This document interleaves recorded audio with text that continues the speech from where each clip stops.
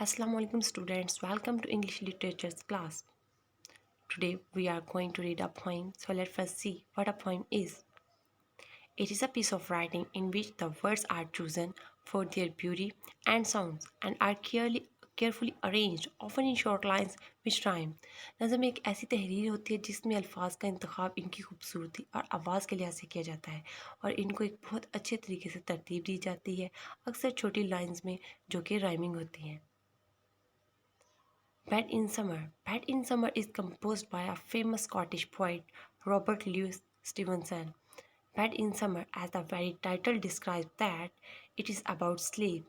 गर्मियों में नींद. Sleep in summer.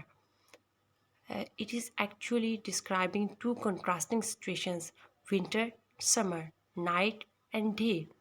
But the one thing is common in all these, and this is sleep. So let's start it. And one more important thing, I have highlighted the rhyming words with blue one, such as night, light, way, and day. So let's start it. In winter, I get up at night. सर्दियों में मैं रात को उठ जाता हूँ and dress by yellow candle light और मोमबत्ती की पीली रोशनी में तैयार हो जाता हूँ, मलबूस हो जाता हूँ. In summer quite the other way, और गर्मियों में बिल्कुल दूसरा तरीका होता है. I have to go to bed by day, मुझे दिन में ही सोना पड़ता है. Actually the poet is describing the seasons of England. England में होता यूँ है कि सर्दियों में चूँकि बहुत छोटे दिन होते हैं और रातें बहुत लंबी होती हैं, तो आलमोस्ट सुबह 8 बजे तक, सुबह 8 बजे तक रोशनी नहीं होती. So it's like a night for the poet. And in summer होता यूँ है कि गर्मियों में बहुत लंबे दिन होते हैं और आलमोस्ट रात के 9 बजे तक वहाँ पे रोशनी रहती है, अंधेरा नहीं होता. So it is like to go to bed by day.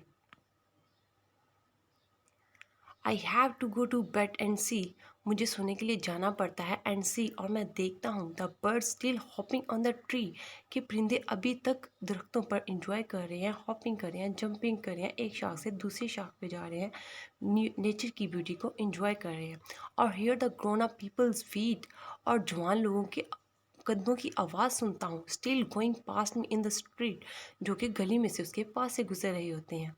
यहाँ पर पोइट कुछ कुछ जेलस नज़र आ रहा है, हमें पोइट जेलस नज़र आ रहा है किन चीज़ों से, बर्ड से और ग्रोन अप पीपल से, अडल्ट से, जो कि फ्री हैं, वो नेचर को इंजॉय कर सकते हैं, वो बाहर आ जा सकते हैं. They are not bound to sleep at early and get up at early morning. So the poet is bit jealous or sad. And does it not seem hard to you, और क्या ये आपके लिए मुश्किल नहीं है, क्या ये आपको मुश्किल नहीं लगता. When all the sky is clear and blue, कि जब सारा आसमान बिल्कुल साफ़ हो और नीला हो, कि जब अभी कोई साइन ऑफ नाइट नहीं है, रात में कोई अंधेरा नहीं हुआ, कोई रात नहीं हुई अभी, आसमान बिल्कुल क्लियर है. आइडियल टाइम है बच्चों के खेलने के लिए. And I should like so much to play, और मुझे बहुत ज़्यादा खेलने को पसंद करना चाहिए. To have to go to bed by day, इसकी बजाय ये कि मुझे दिन में सोना पड़े. यहाँ पे पोइट सपोज कर रहा है कि मुझे दिन में तो ज़्यादा से ज़्यादा खेलना चाहिए, सोना तो नहीं चाहिए ना. यहाँ पर भी पोइट हमें थोड़ा सा अनहैप्पी और सैड नज़र आ रहा है और एक क्वेश्चन रेज कर रहा है फॉर द रीडर्स कि क्या हाँ मुझे दिन में सोना चाहिए, या फिर दिन में मुझे नेचर की ब्यूटी को इंजॉय करना चाहिए. Again the rhyming words are highlighted with blue one, such as yellow, such as you, blue, play, and day. This was our poem. Now we are going through the main vocabulary of the poem. Hopping, jumping, कूदना, jump करना, on one feet or the two. Grown up, an adult, जवान, बड़े लोग. Seem, giving the impression of being something, कुछ होने का तासुर देना.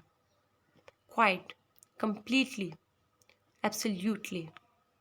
Way, a method, एक तरीका, स्टाइल और मैनर ऑफ डूइंग समथिंग, और कुछ करने का अंदाज.